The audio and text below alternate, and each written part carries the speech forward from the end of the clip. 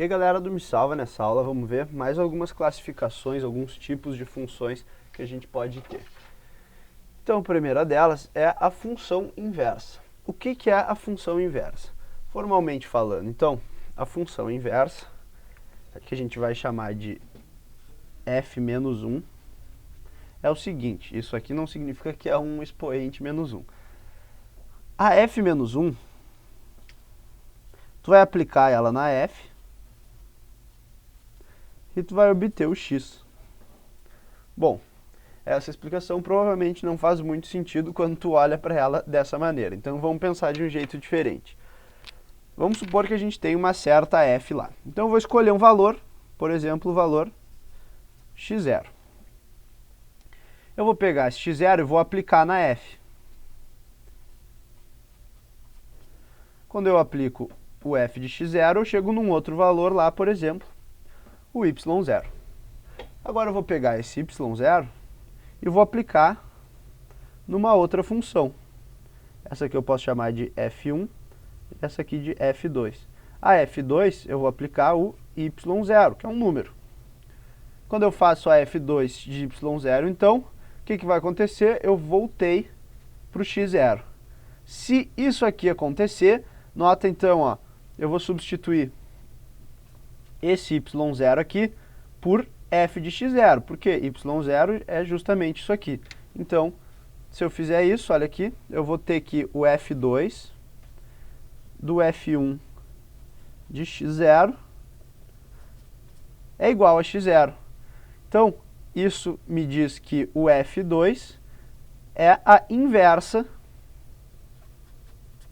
da f1. Então, para que isso aí vai ser útil?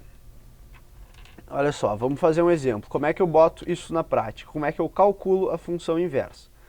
A regra básica para isso é tu fazer o seguinte: tu substituir o x por y e isolar o novo y. Então vamos fazer isso aqui para essa função. Eu tenho que y é igual a 2x mais 1. Agora eu vou trocar as variáveis, eu só estou dando nomes diferentes para ela, elas continuam sendo variáveis. Então eu vou fazer x igual a 2y mais 1. E agora eu vou isolar esse y, eu fico com x menos 1 e divido por 2. Então esse meu novo y é x menos 1 sobre 2.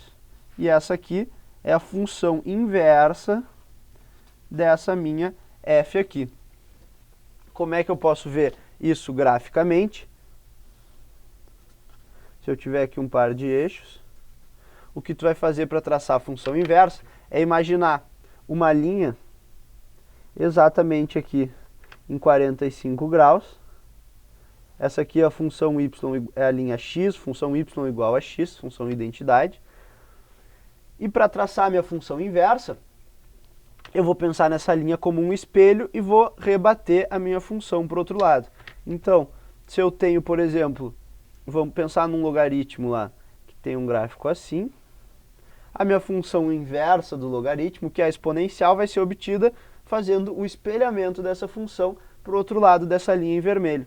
Então, o logaritmo, a função inversa é a exponencial, que se comporta dessa maneira aqui. E o que acontece se eu aplicar o logaritmo na exponencial? Lembra então que o log de 10 na x, quanto é que é? A função inversa da função vale x, lá da definição da nossa função inversa. Então, essa aí é a função inversa. Agora a gente ainda pode definir uma outra coisa, que é uma função implícita. O que é uma função implícita? É mais fácil de entender o que é uma função implícita se tu souber o que é uma função explícita. A função explícita é aquelas que a gente normalmente trabalha. É uma função na qual tu pode escrever y igual a f de x. Isso aqui é uma função explícita. Quando tu pode fazer isso aqui. Quando é que tu não pode fazer isso aqui? Quando é impossível isolar o y, digamos assim. Existem vários exemplos. Vamos pensar, por exemplo, assim, ó.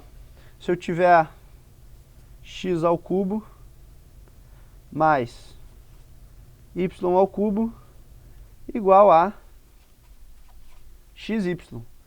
Nessa função aqui, ó, eu não consigo isolar um y. Isso vai acontecer bastante quando a gente tem graus aqui elevados de y, ou quando a gente tem algumas funções diferentes. Mas essa aqui, por exemplo, então, é uma função implícita. Implícita porque eu não posso, tu vê que eu não estou fazendo y igual a alguma coisa. Eu estou simplesmente botando o y no meio aqui da minha função. Mas eu continuo podendo, por exemplo, traçar um gráfico dela. É só escolher algum valor de x, botar aqui e calcular quanto é que vai dar o valor de y. Mas tu não consegue escrever explicitamente y igual a f de x. Então essas foram as funções inversa e a função implícita. Nas próximas aulas vamos fazer alguns exercícios para classificar algumas funções e depois dar continuidade ao estudo. Então era isso e até as próximas aulas.